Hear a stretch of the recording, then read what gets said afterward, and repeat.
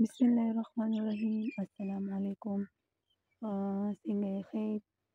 امید لرم چې تاسو خپل کورونو کې ښه خوشاله به یخني موسم به انجوای کوئ. او ما خپل ماشومانو لپاره یو کیوټ غوندې ورکوټي چې لی بچې اغوستی دی، هغې ګیان نشته دی او موسم ډېر زیات یخ دی. 12 بجې دي، خو تاسو به نه وایئ چې دا 12 بجې دي. زه تاسو ته دا دون هر څه ښیم، نو دا وګورئ او راځئ چې خپل بکري له لږه غوندې ګیه وکړو په ټول کې. دا وګورئ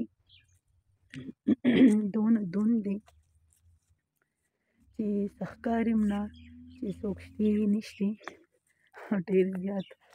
دا وګورئ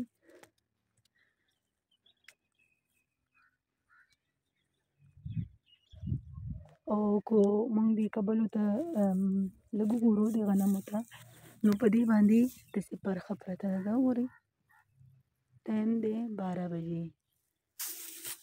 دا وګورئ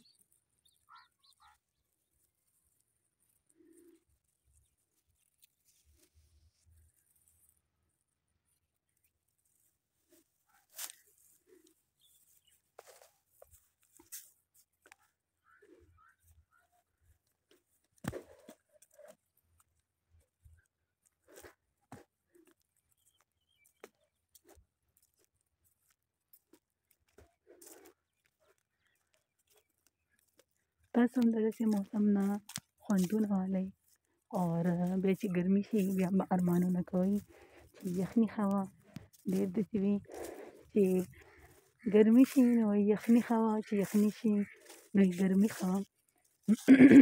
خو د دې موسم نه تاسو هم خوندونه واخلئ، ځان ګرم کړئ، لږ راوځئ کمرو نه او انجوای کړئ دا دون، دا وریځې، دا یخ موسم.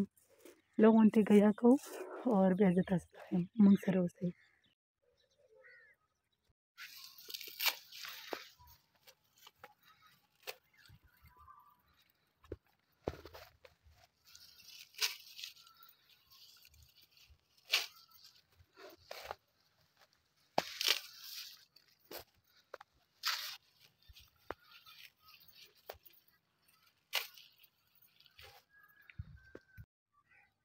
دا وګورئ دونه ما ګیه ورېبله ډېر زیاته. ګوره په دې باندې دا پرخه پرته ده، لاسونه مې داسې سره شو. نو بس دونه کافي ده، نوره به بعد کې ګورو چې لږه دا دغه شي، دون ختم شي، بیا به انشاءالله نور وګورو. دا وګورئ په دې باندې څونه پرخه ده، خو دا لمده ده. دا مې ورته ګیه کټ کړله او په هغې ورته لږه لمده وه، هغه خپله نه پیل نه، او په هغې ورته باندې بوس دغه کوم، د بوسو سره به وي چې لږ راګرمه به وي، ډېره زیاته ده، ګیه ډېره یخه ده، نو دا به ورسره مکس شي.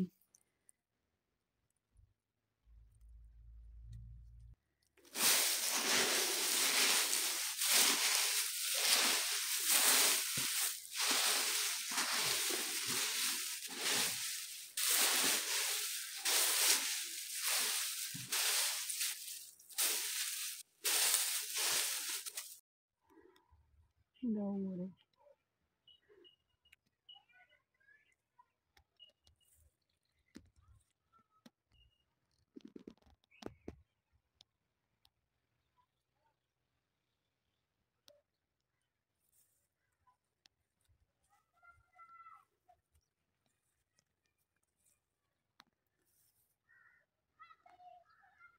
څونه دون دی اور ټایم دی.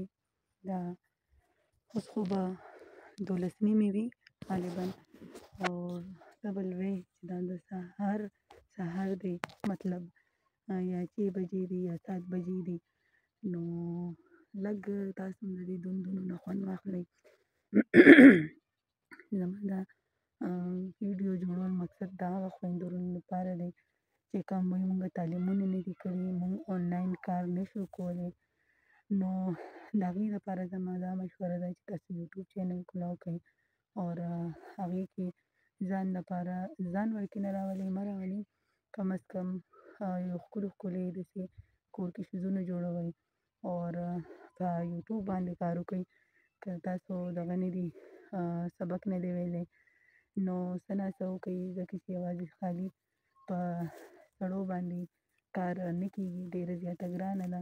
سره تاسو هیلپ وکړئ او زما غړونو ته دا خواست دی چې تاسو خپل کور والا سپورټ کړئ، ځکه چې ستاسو سپورټ نه بغیر هغوی هېڅ نشي کولی.